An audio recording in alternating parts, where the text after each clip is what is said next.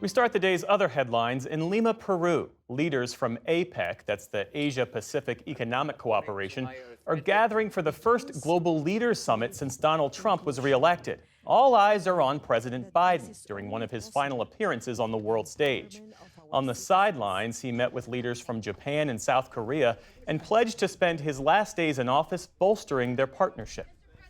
Promoting development in Southeast Asia and the Pacific Islands, linking arms to secure the technologies of the future, and countering North Korea's dangerous and destabilizing cooperation with Russia.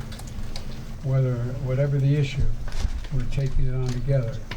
President Biden will sit down with Chinese President Xi Jinping tomorrow. It will be their first in-person meeting since last year's APEC summit in San Francisco, and their last with Mr. Biden as president.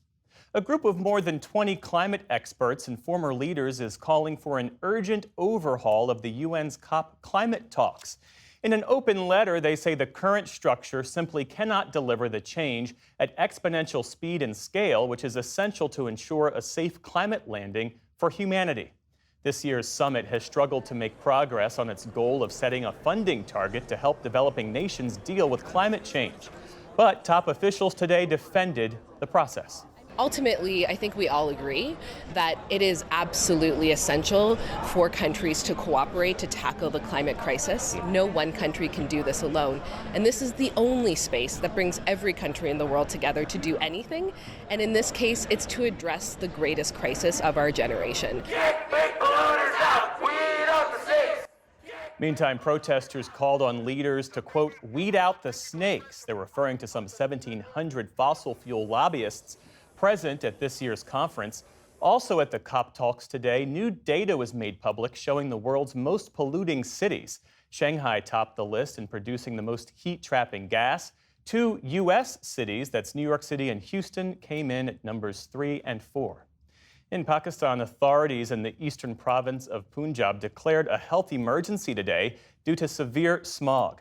A toxic haze has engulfed the densely populated region for weeks, sickening nearly 2 million people. Schools are closed until further notice.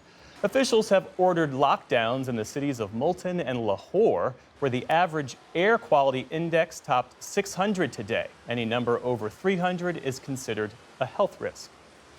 Lebanon's caretaker prime minister has asked Iran to secure a ceasefire between Israel and Hezbollah. Those comments came during talks in Beirut with Ali Larijani, a top advisor to Iran's supreme leader. According to Lebanese media, the U.S. gave Lebanon a draft of a ceasefire proposal for Israel and Hezbollah. Iran is the main backer of the militant group, and at a news conference today, Larijani was asked if he came to Lebanon to undermine the U.S. truce plan. We are not after disrupting anything. We are after solving problems. We will support the Lebanese people under any circumstances. It's Israel's prime minister and his mob that are after disrupting things.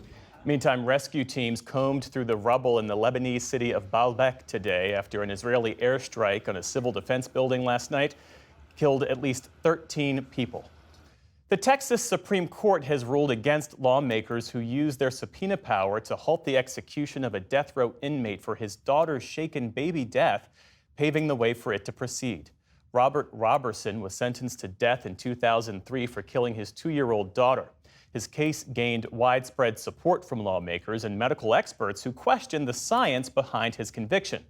Roberson was set to be put to death last month, but with only hours to spare, lawmakers temporarily stopped it by issuing a last-minute subpoena to have him testify at a hearing that was scheduled after his execution. A new execution date has not been set. On Wall Street today, stocks fell as investors worried about the outlook for interest rates. The Dow Jones Industrial Average dropped more than 300 points on the final day of the week. The Nasdaq sank more than 400 points, or more than 2%. The S&P 500 also ended sharply lower on the day. And Conan O'Brien has been selected to host the 2025 Academy Awards ceremony. He emceed the Emmy Awards and the White House Correspondents' Dinner, but the 61-year-old is best known for his late-night talk shows and more recently his podcast. On social media, O'Brien gave a taste of what viewers can expect. I'm an Oscar winner. It's amazing. Host Oh, I'm hosting. Yes, I'm an Oscar host. exactly. Oh, but do I still get to keep the Oscar? No, you don't. Oh. Thank you.